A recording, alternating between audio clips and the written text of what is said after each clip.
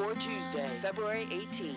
It was a scary night Monday in Daytona. Ryan Newman to the lead in the Daytona 500. Does anybody have anything left for the race leader? Ryan Newman off turn 4. Checkered flag is waving at the start-finish line. Who will get here first? Newman down. Oh, he's going to get turned. Always chasing thunder. Always chasing thunder. Ryan Newman is being treated at Halifax Medical Center. He's in serious condition, but doctors have indicated his injuries are non-life-threatening. It's a celebration, but it's a muted celebration right now as we wait. Ryan, we worked so well together. That's really how we got the lead. He takes precedence over everything going on right now.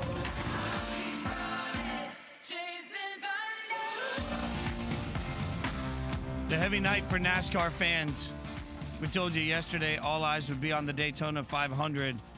And unfortunately, that meant for a traumatic evening for so many people watching it. Denny Hamlin won the race, but it wasn't without sort of a breathtaking, pausing moment where Ryan Newman, as you just heard, had just a horrific accident, and it sort of set the tone for a difficult moment to try and figure out how to celebrate while we still try and figure out what Ryan Newman's status is. I should say, so that everybody knows at this point his injuries are not considered to be life-threatening, but we're still awaiting updates. It's Golic and Wingo on ESPN Radio, ESPN2. Jason Fitz in for Trey with Mike Golic Jr., presented by Progressive Insurance. All phone guests join us on the Shell Pennzoil Performance Line. And this is, gentlemen, it's a weird moment to come in and say, okay, you have Denny Hamlin, who just won his third Daytona 500 in 5 years and back-to-back Daytonas. Yeah. So this incredible moment for him personally, but really the entire evening is overshadowed, rightfully so, by Ryan Newman. And it was the last lap, the end of the race, and just one of those, it was one of those wrecks you think only exists in the movies.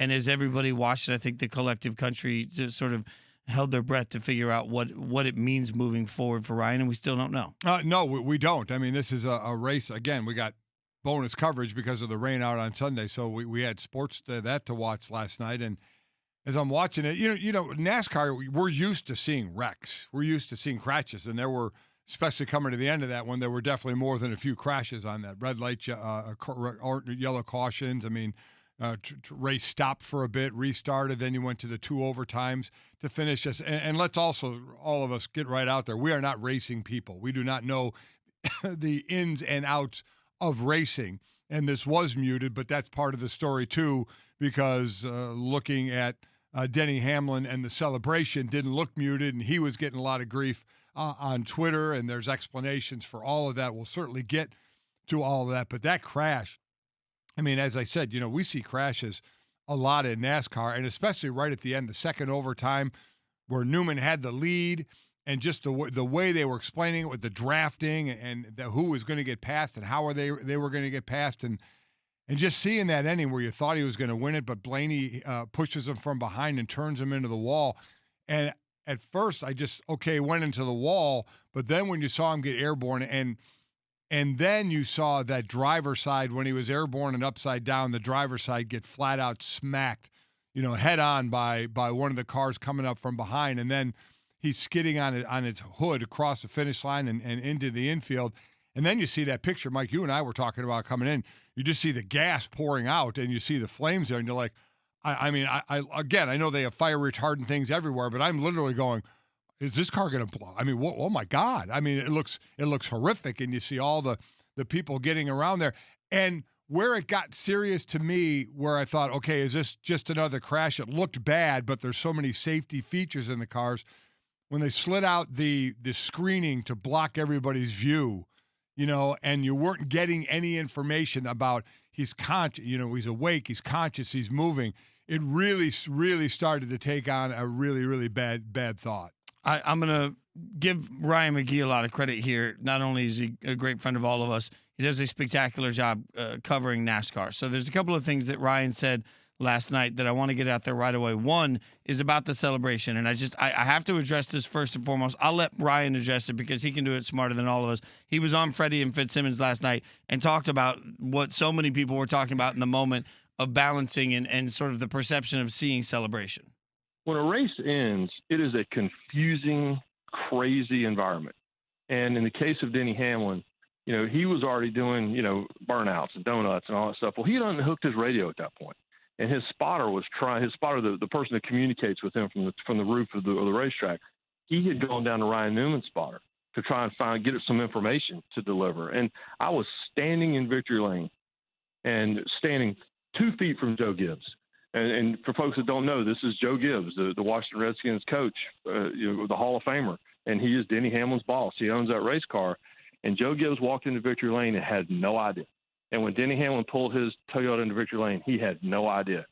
The instant they knew, they shut it down. And so anyone who's criticizing them right now doesn't understand how all this works.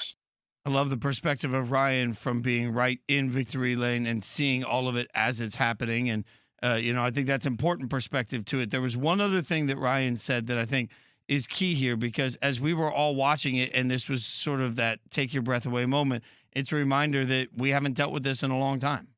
There was a silence that fell over the racetrack, because the worst thing that can happen at the racetrack is uncertainty. And the reality is, this atmosphere that we dealt with a lot back in the late 90s, early 2000s when I first started covering this sport.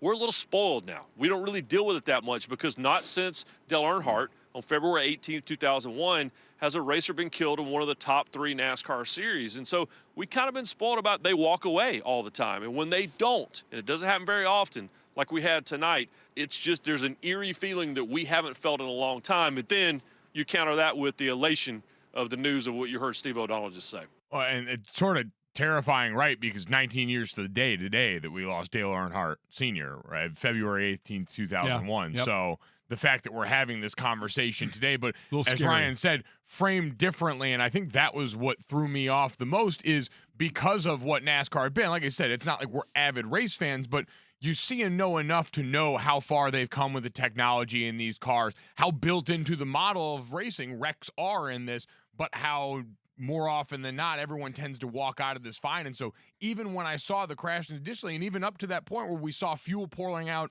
near the flame and everybody was operating sort of in what they would normally do in the normal protocol there, because of what NASCAR has become and the way that Ryan phrased that, I had confidence, like, all right, they know how to handle this. This is something that they're used to.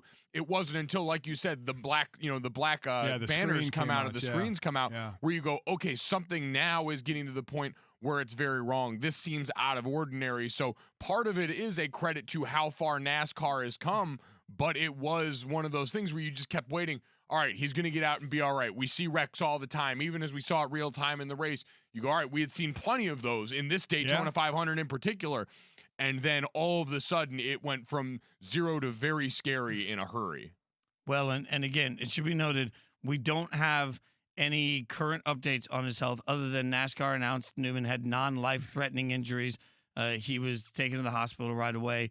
That's what all eyes are going to be on. It's a tough balance because Denny Hamlin, again, third Daytona in 5 years, back-to-back Daytona. I want to give him his due. We all want to give him his credit for being spectacular and for everything he did. That's just tough to do on a day like this. And he was and his crew were taking a lot of heat, and this is where Twitter can be so bad. I mean, the how quick they are to pounce on things they don't know about. Well, and all the bad reporting that goes on, too, on Twitter, again, which we just dealt with this not too long ago, unfortunately, with all the misinformation surrounding Kobe Bryant's passing. And so you figured people would learn to take a beat, but learning in Twitter, not a thing that they don't take a beat. And when Hamlin was being interviewed by Ryan McGee, the first thing he was asking about was Newman. Everybody was. I mean, you hear them all talk in the interviews. We're not going to play every single interview. They all talk about the close-knit community and saying we all know what we're in. We all know the job we're in, and we all know the risks that come with it. And by the way, Ryan McGee in a couple hours will join us because also on Twitter there's, the way they're doing the racing now with the overtimes and making these cars, and just continue to do these restarts, the green, the white, the checker, and they'll say they'll do it as many times. And we saw the first overtime, a crash right away that put it immediately to do another overtime. Again, we don't know racing enough for people that are complaining about that. Ryan McGee, I believe this was his 25th Daytona. He is a racing guy, and he's going to join us, so we can ask him a lot of those questions. But the optics of it, because I get what people are saying, looking at the optics of you see a car on its hood, on fire and having to get put out and no word, and you see another side celebrating, but there was a reason for it, and I'm glad everybody got to see that reason for it. At some point, listen, Denny Hamlin will get to enjoy this. Again, he's the fourth now back-to-back. Richard Petty did it, Cale Yarbrough did it, Sterling Marlin did it as far as back-to-backs. He's in elite company with what he's doing, but again, that's all was certainly muted last night, and at least we had the decent news. Again, that's what scared me is when we see in football a guy not moving on the field, all you do is wait for some movement, right? And then you're like, okay, we got something.